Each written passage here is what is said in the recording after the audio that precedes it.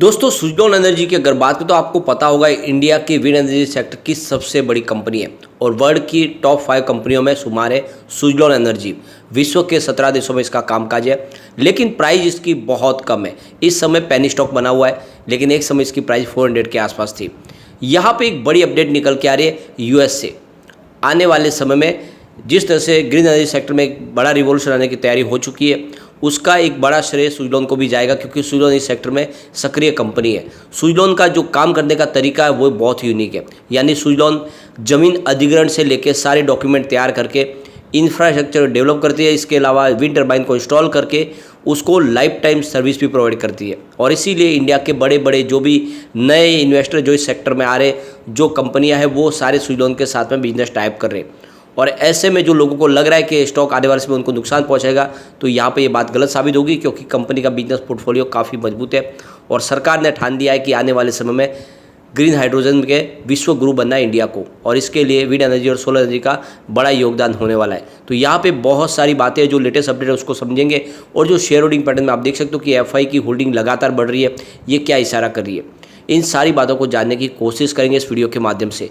सबसे पहले फ्राइडे के कारोबार की बात करें तो स्टॉक की क्लोजिंग 8 पर रही, 0.63% की तेजी के साथ में। इंट्राडे में 7.95 का लो भी बना। सबसे जो अच्छी बात है कि 8 का सपोर्ट इसको मिल ही जाता है। ये मजबूत सपोर्ट है। जैसे ये सपोर्ट को तोड़ता है, जल्द ही 2 ट्रेडिंग में फिर से ये 8 के मजबूत सपोर्ट पे आया था। इसका मतलब ये कि एक तरह से इसका बेस बन चुका है, और जैसे ही कुछ पॉजिटिव माहौल बनेगा स्टॉक इससे ऊपर जा सकता है। अब बाजार के लिए जो इस समय जो बैड न्यूज़ ये है कि एफआई बाजार में फिर से बिकवाल बन गए, और स्पेशली देखें तो सुजलॉन के लिए भी टेंशन की बात है, क्योंकि सुजलॉन में लगातार एफआई की होल्डिंग बढ़ती है। आप देख सकते हो कि 17 अप्रैल से ही वो बाजार में फिर से सेलर बन चुके हैं। इससे पहले लगातार वो 27 मार्च से लगातार खरीदारी कर रहे थे, लेकिन आप देख सकते हो कि 17 अप्रैल को उन्होंने 530 रुपीज़ की बिकवाली की, 18 अप्रैल को उन्होंने 810 रुपीज़ की बिकवाली की, तो 19 अप्रैल को उनकी बिकवाली कम थी, 13.17 करोड़ रुपीज़ की। लग रहा था कि फिर से खरीदार बनेंगे, लेकिन ऐसा हुआ नहीं। 20 अप्रैल को उन्होंने 1169 रुपीज़ की बिकवाली की, तो 21 अप्रैल को उन्होंने रिकॉर्ड तोड़ 2116 रुपीज़ की बिकवाली कर दी। और ये आंकड़ा लगातार बढ़ रहा है, जो इशारा करे कि हो सकता है कि बाजार में फिर से बिकवाल बन जाए। अब उसकी जो खरीदारी रह गई है वो मात्र 316 रुपीज़ के आसपास रह गई है, तो क्या फिर से बिकवाल बनेंगे? तो अभी हमें देखना होगा सिनेरियो। लेकिन अच्छी बात यह है कि सामने जो हमारे डीआई है वो फिर से खरीदारी कर रहे। 20 अप्रैल को उन्होंने 830 रुपीज़ की खरीदारी की, तो 21 अप्रैल को उनकी 1630 रुपीज़ की खरीदारी थी। लेकिन उनका निवेश सुजलॉन में बहुत कम आता है। सुजलॉन में जो निवेश है वो सब ज़्यादा कि एफआई का ही। आप देख सकते हो यहाँ पे अगर हम इसके शेयर होल्डिंग पैटर्न को देखें तो आप ये समझ सकते हो कि प्रमोटर ने अपने कुछ गिरवी शेयरों को छुड़ाया है, और ये काफ़ी अच्छी बात है। यहाँ पे देख सकते हो इसकी प्रमोटर की होल्डिंग मार्च में 15.85% के आसपास थी, जो देख सकते हो कि फिलहाल कम होकर 14.50% पर आई। तो प्रमोटर की होल्डिंग थोड़ी सी कम हुई है, और बिजनेस में अपने कुछ फंड की जरूरत थी, इसलिए इन्होंने अपने शेयर बेचे। और आप देख सकते हो कि यहाँ पे जो प्रमोटर ग्रुप है उसमें बहुत सारे अलग अलग प्रमोटर है, एक ही ग्रुप नहीं है। हमने इसको ऑलरेडी डिस्कस भी किया है। प्रमोटर के ग्रुप के अंदर बहुत सारे जो लोग अपनी होल्डिंग कुछ बेच लेते हैं। अब यहाँ पे आप देख सकते हो गिरवी शेयरों को छुड़ाया गया है, जो काफ़ी अच्छी बात है। मार्च 2022 में इनके 88.54% के शेयर गिरवी थे, जो सितंबर में बढ़ के 100% गिरवी हो गए थे, लेकिन फिलहाल 80.77% पर आ गए। तो कुछ गिरवी शेयरों को छुड़ाया गया।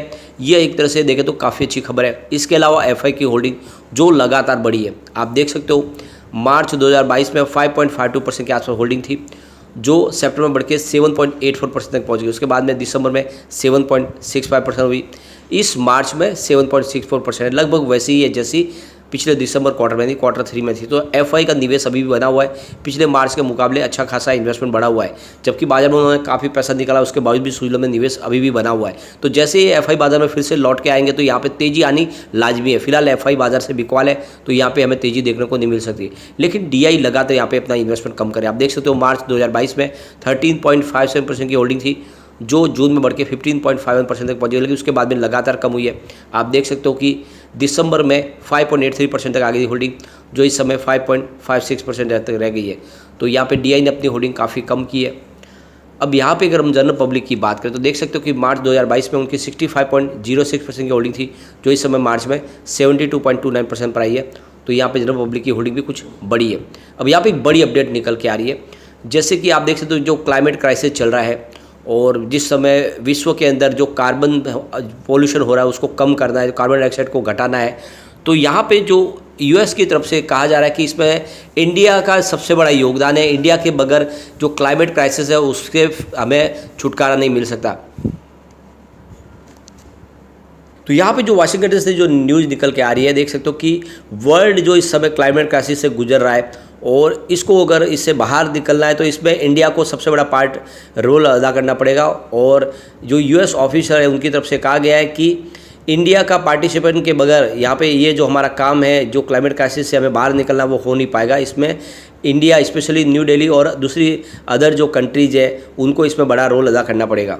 तो ये जो कमेंट्स किया गया, आप देख सकते हो, ये जो बयान है US assistant secretary of state for South and Central Asia Donald Lu, उनकी तरफ से ये बयान दिया गया है जिसमें कहा गया है कि इंडिया को सबसे बड़ा रोल अदा करना पड़ेगा और इसके लिए इंडिया के लिए हम फाइनेंसिंग सपोर्ट करने को तैयार है। नहीं, यूएस है जो इंडिया का सपोर्ट कर सकता है अगर इंडिया इसमें आगे बढ़े। तो हमें काफ़ी ज़्यादा खुशी है कि पीएम मोदी ने 500 गीगावाट की कैपेसिटी को पाने का अपना लक्ष्य रखा है 2030 तक, और जिसके माध्यम से आने वाले समय में जो कार्बन जो पोल्यूशन है उसको कम किया जा सकता है।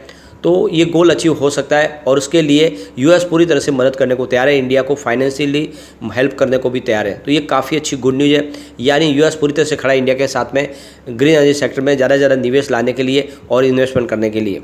मुझे इस बात की काफ़ी ज़्यादा खुशी है कि इंडिया के जो बड़े बड़े लीडिंग बिजनेस घराने हैं वो इस समय कह रहे हैं कि इंडिया सिर्फ ना यहाँ पे ज़्यादा मात्रा में ग्रीन एनर्जी का निर्माण करेंगे, बल्कि इस ग्रीन एनर्जी को वो एक्सपोर्ट करना चाहेंगे विश्व के दूसरे देशों में। और ये जो इंडिया का सपना है ये आने वाले समय इंडिया को काफ़ी ऊपर तक लेके जा सकता है। साथ में उन्होंने कहा कि इंडिया और यूएस की काफ़ी मजबूत एक देश से पार्टनरशिप है और इसलिए इस एनर्जी सेक्टर में आने वाले समय इंडिया के साथ में जिस तरह से यूएस क्लाइमेट चेंज के लिए कोशिश कर रहा है और जो क्लीन एनर्जी का जो एजेंडा है 2030 तक के लिए, उसके लिए इंडिया का पूरा सपोर्ट करने को तैयार है। और आप समझ सकते हो इसके माध्यम से, यूएस के माध्यम से इंडिया में और भी निवेश आ सकता है, तो इंडिया अपने सपने पूरे कर सकता है।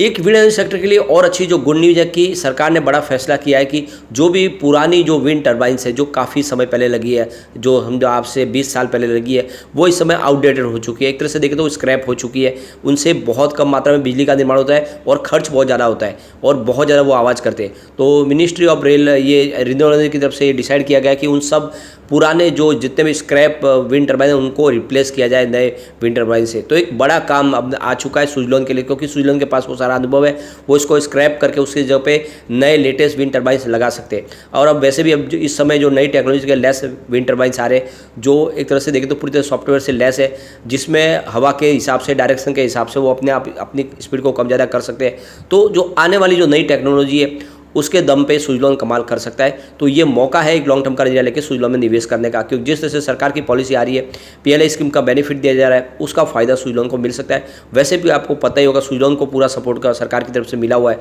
उनका सारा कर्ज भी सरकार ने 2 बैंकों से लेके सरकारी पावर सेक्टर की कंपनियों को ऑलरेडी सौंप दिया है। तो ये बड़ी बात है और इसीलिए कह सकते हैं कि सुजलॉन कमाल कर सकता है। जो अच्छी बात है सुजलॉन के लिए कि लगातार कंपनी अपने कर्ज को भी कम कर रही है और अच्छे रिजल्ट भी हमारे सामने ला रही है। जल्दी Q4 आने वाला है, Q4 बेहतर रहने की पूरी संभावना है, क्योंकि उनकी ऑर्डर बुक काफ़ी मजबूत है, लगातार पाइपलाइन में ऑर्डर है।